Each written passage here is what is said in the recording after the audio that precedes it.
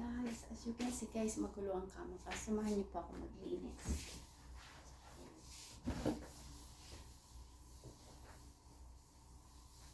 Yeah, kasi po, as a nanay, hindi po talaga madaling work. So sometimes yung time mo sa sarili mo is kukunti na lang. So sometimes instead na gusto mo ayos, ayan po, ay share ko sa inyo yun. Yung alaga ko, mahilig silang mag-drawing. Actually, this is from school. Galing sa teacher, kinulayan niya. Tapos, nung sinundo ko siya, sabi niya sa akin, this is for you, I made it for you. So, na-touch naman ako, so kinikip ko siya. Tapos may mga friends siyang pumupunta dito sa bahay namin.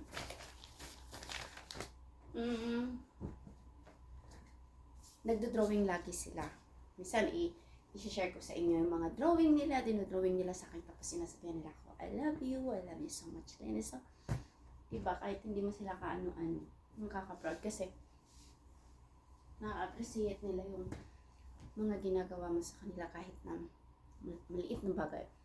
Nangangasim ako, sorry. Kasi, ang tawag dito, may chewing ako na vitamins. Yung hindi na kailangan ng tubig, ninunguya lang.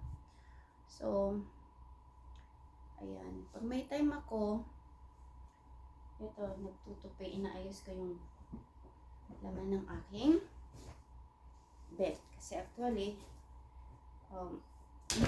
hindi ko naman to siya tinutulugan. Kumbaga, pag may nilaban ako, dito ko lang siya nilalagay.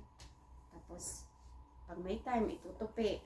Kaya ngayon, nasa school pa alaga ko. So, more on time pa ako sa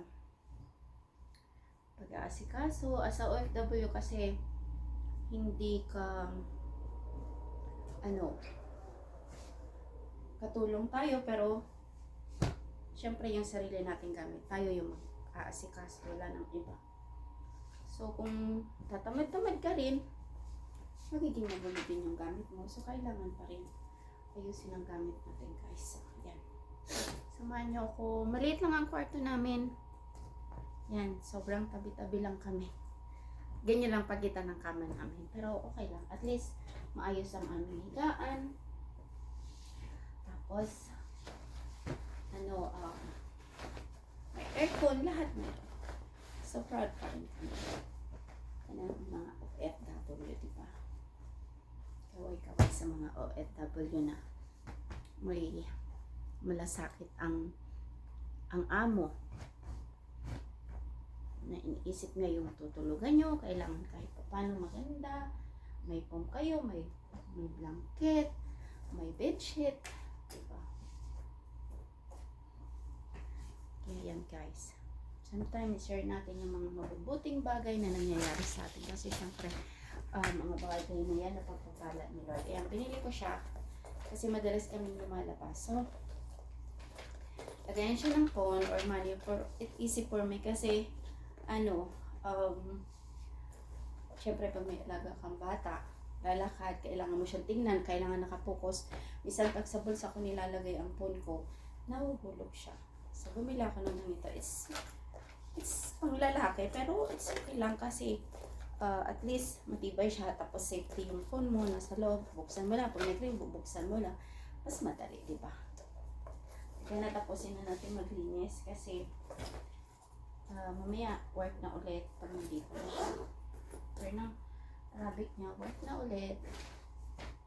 Yan, minsan lang talaga ako magkaroon ng time para lang ayusin yung bed ko. Minsan lang. Most of the time naman hindi ako nag-i-sleep dito. Pero pag tanghali, pag gusto kong mag-relax, yan, nag-i-sleep ako dito. Pero hindi maiwasan minsan.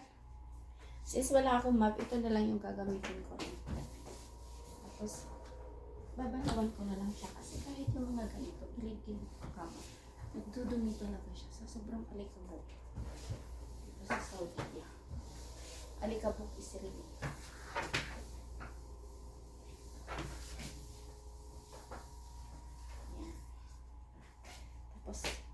Kasi wala akong map. So, ito na rin siyang gagamitin kong map.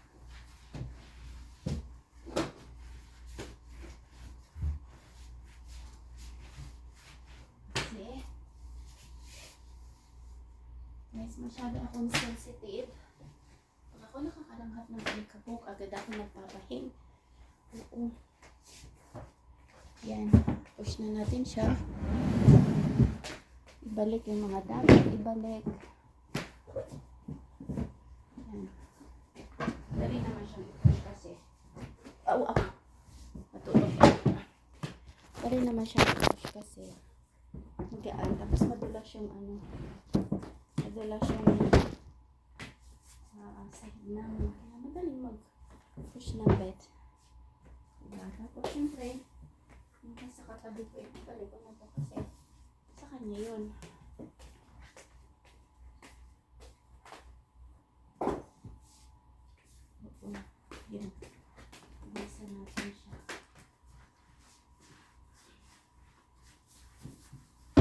Pag walang map, tawel ang ginagamit ko, binabalawan ko na lang siya. Tapos, yan. Pinapangkuskus ko.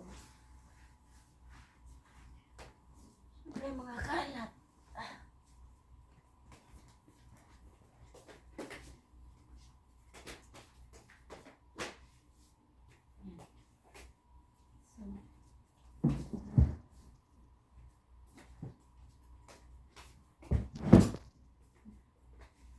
Siyempre, ibalik na natin siya kasi dito to sa bila.